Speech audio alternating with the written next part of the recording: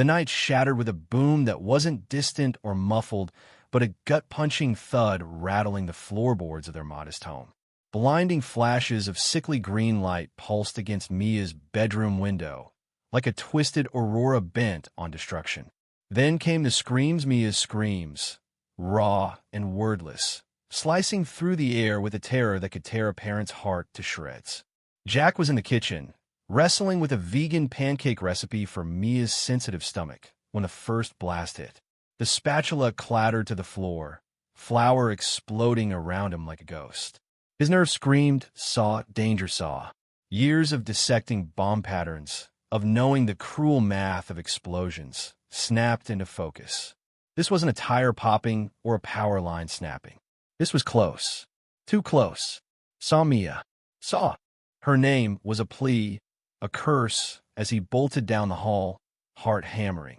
The air reeked of scorched sulfur and something sharper. Metallica scent Jack knew from demolition ranges and crime scenes, not his daughter's bedroom. He flung open her door to a nightmare. Thick gray smoke poured from a shattered window, where bursts of red and blue still flared, paired with the sharp pops of smaller blasts.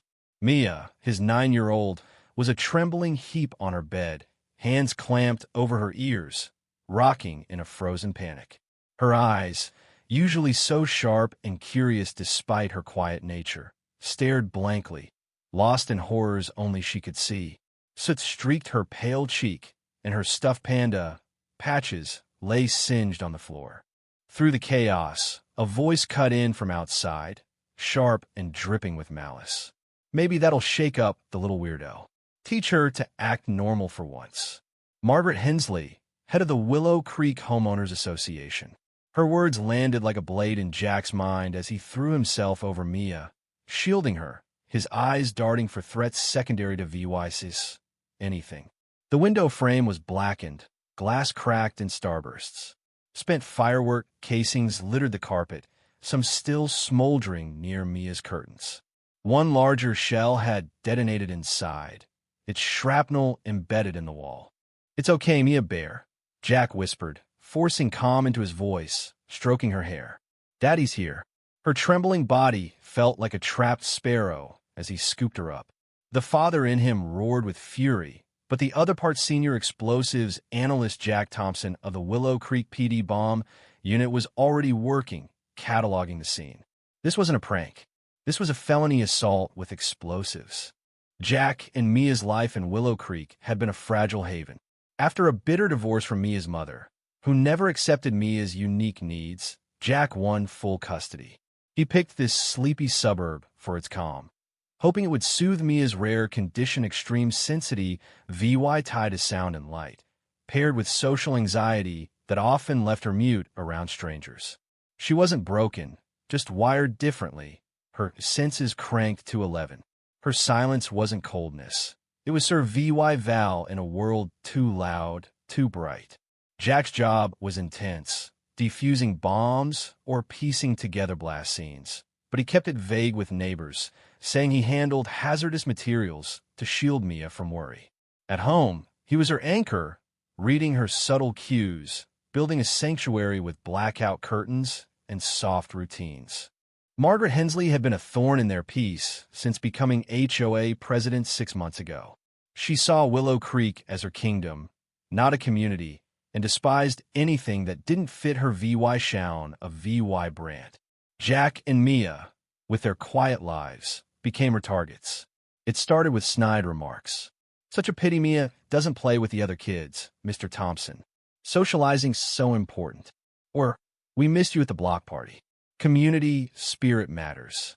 Jack explained Mia's needs crowds overwhelmed her, but Margaret's smile hid skepticism, as if Mia's condition was a lazy excuse.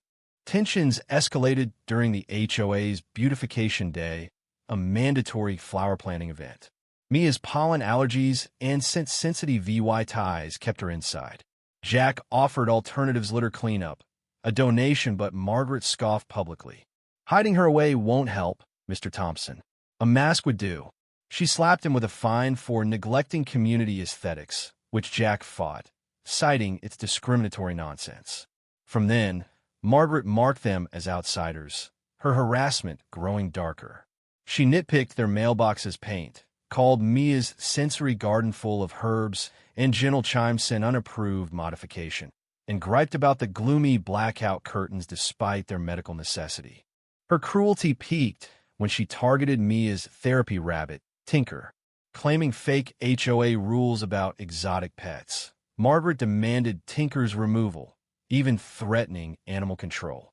Jack's documentation of Tinker's medical role forced her to back off, but her eyes burned with spite.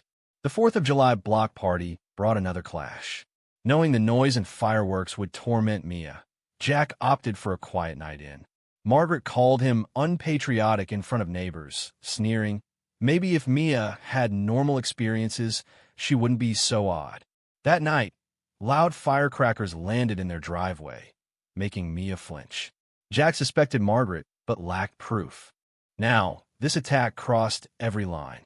After settling Mia in his bedroom, far from the smoke, Jack's training kicked in. He called 911, reporting an explosives assault, then grabbed his responder kit.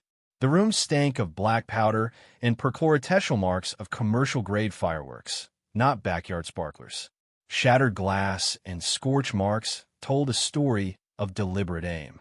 He found a heavy, unignited 3-inch aerial shell near Mia's bed, illegal without federal permits. His phone captured every detail as his mind raced. This was no kid's stunt, it was a targeted strike with lethal potential. When Officer Daniels arrived with a fire truck, Jack briefed him, voice steady but laced with rage. These aren't firecrackers. That's a display shell, likely a maroon. Firing it into a child's room? That's attempted murder. Daniels gaped as Jack revealed his role. I'm Jack Thompson, PD Bomb Squad. He pointed across the street, where Margaret watched from her porch, feigning concern. That's your suspect, HOA President Margaret Hensley. The case exploded from a local incident to a major felony. Margaret's fake worry faltered as officers deferred to Jack, preserving the scene under his guidance. Forensic teams confirmed his findings.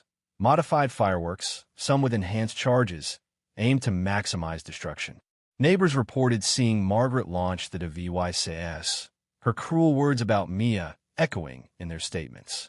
Detective Larson, a seasoned investigator, secured an arrest warrant for aggravated assault, reckless endangerment, illegal explosives, and child abuse. At dawn, Jack, allowed as an observer, watched Larson arrest Margaret. She opened her door in a silk robe, all polished surprise. Is this about the fireworks?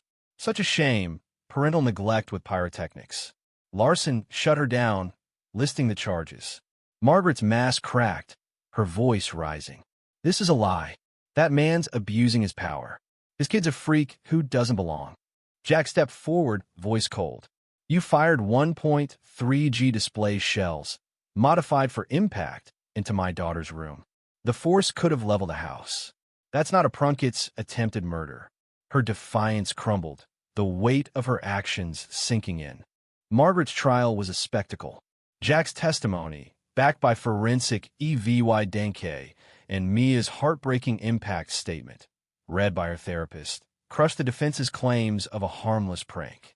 The jury convicted her on all counts, and the judge, condemning her heartless cruelty, sentenced her to 15 years, no parole for 10, with fines and a settlement for Mia's therapy. Willow Creek reeled.